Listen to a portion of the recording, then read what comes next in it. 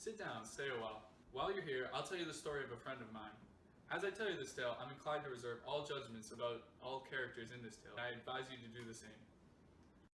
Well, our story starts in the summer of 1922 in West Egg, Long Island. I had rented a summer house there on the very tip of the Sound. Adjacent to my house and directly across the bay from the fashionable and glittering East Egg was a mansion that belonged to a mysterious man. This man, whose name I would later learn, was Gatsby.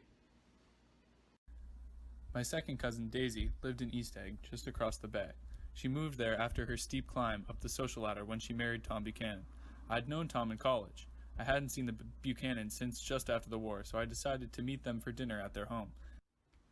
You see, Nick, I've got a nice place here. It was once owned by an oil mill.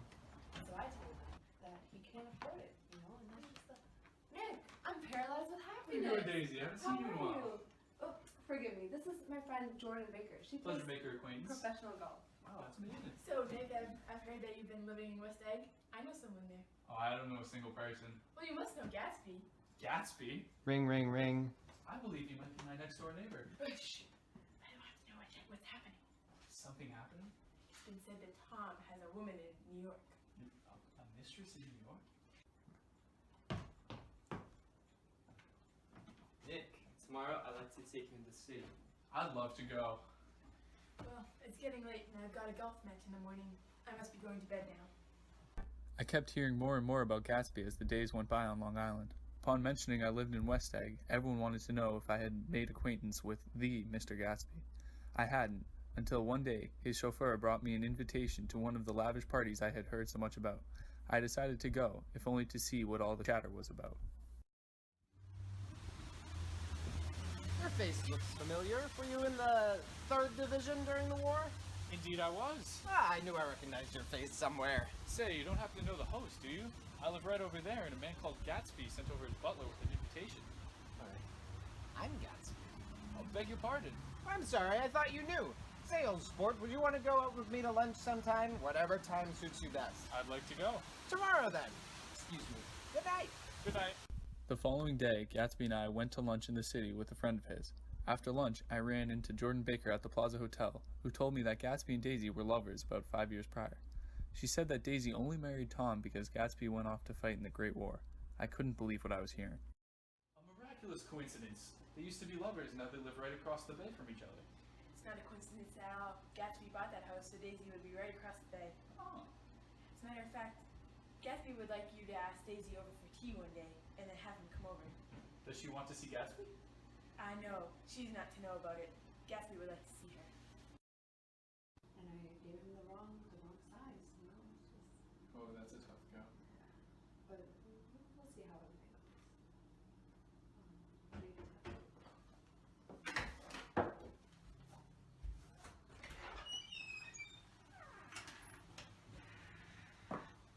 We've met before.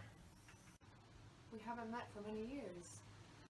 Nick, I want you and Daisy to come over to my house. I want to show her around. And just like that, Gatsby and Daisy rekindled their love. Although they had not met for 5 years, they loved one another like no time had passed. It was to be their little secret, since Daisy was married and all.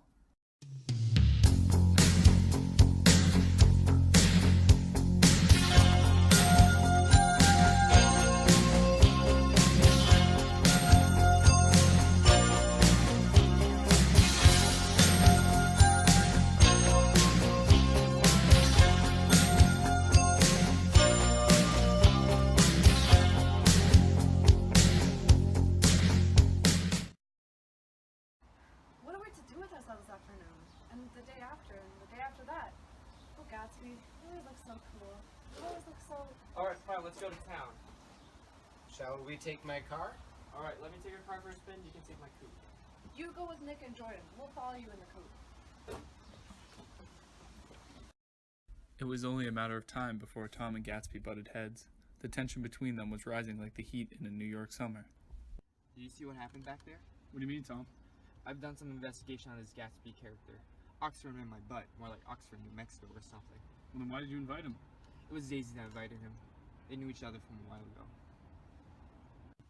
Pull over for some gas. I don't want to be stuck in this heat. So hot in here. Open another window.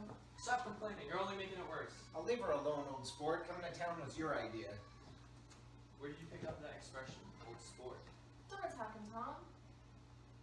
Just one more question. What kind of a role are you trying to make in my house anyhow? Have some self-control. Self-control? I suppose. The latest thing is to sit back and let Mr. Nobody from Nowhere make love to your wife. Well, if that's the idea, you can count me out. I know I'm not very popular. I don't give big parties. I suppose you got to make your house into pigsty in order to have friends in the modern world.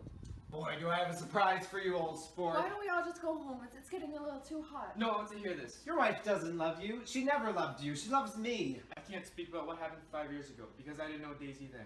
But Daisy loved me when she married me, and she loves me now. You're revolting. She's telling the truth, that you never loved him, and it's all wiped away forever. You never loved him.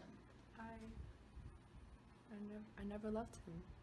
What happened next in the saga of Daisy and Gatsby?